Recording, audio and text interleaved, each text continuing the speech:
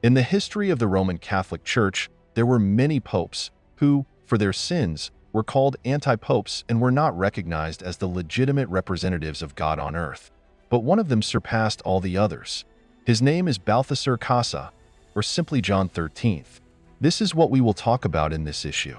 The future antipope came from a small noble family that ruled the island of Procida in the Kingdom of Naples.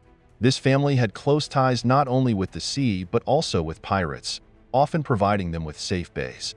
To understand the whole situation, it should be added that Balthasar's two brothers were hanged for piracy, and Balthasar himself miraculously escaped death only because at that time he was already the owner of a low, but still spiritual rank.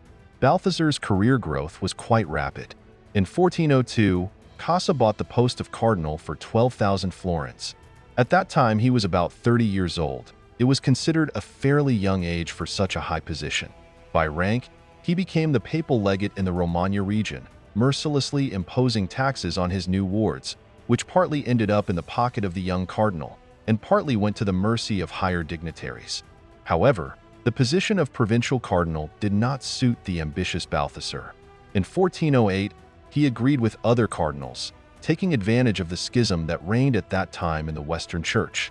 The conspirators, under the plausible pretext of unifying European Christians, demanded the resignation of Pope Gregory XI and Antipope Benedict XIII, who simultaneously ruled different parts of Europe at the time.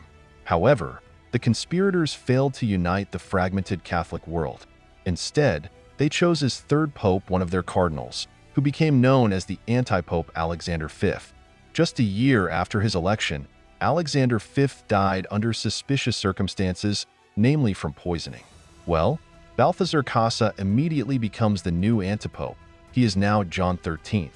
Having reached the pinnacle of power, Balthasar no longer hid his vicious hobbies. Taking advantage of his position, he regularly raped nuns, organized mass orgies, and engaged in sodomy and robbery. For example, his crimes include the molestation of an entire family, including small children, the rape of a deceased brother's wife with a group of monks, torture for the pleasure of thousands of innocent parishioners, and the sale of church titles to anyone. Naturally, such a policy could not but cause discontent. Therefore, John XIII finds protection from the powerful Austrian Duke, Frederick IV, endowing him with all possible divine blessings and assistance in the destruction of Jan Hus, Frederick's enemy and one of the most prominent church reformers of those years. However, Balthasar's reign was short-lived. The Austrian Duke could protect the antipope from military or political threats, but he was powerless against religious threats. In 1415, another council was convened, at which the cardinals demanded the abdication of Balthasar himself. He was charged with all known crimes, which were so cruel that half of the charges remain a mystery. Only in terms of the number of rapes, which exceeded 300, Balthasar Cossa can be considered one of the record holders in human history. And this was done in just 5 years. But Balthasar refused to resign. For some time, he tried to blackmail the cardinals, demanding in exchange for his resignation that he be given a couple of extra counties in Italy, but to no avail. The council did not inform Balthasar and enlisted the support of the German Emperor Sigismund, who ordered Frederick IV to arrest his ward.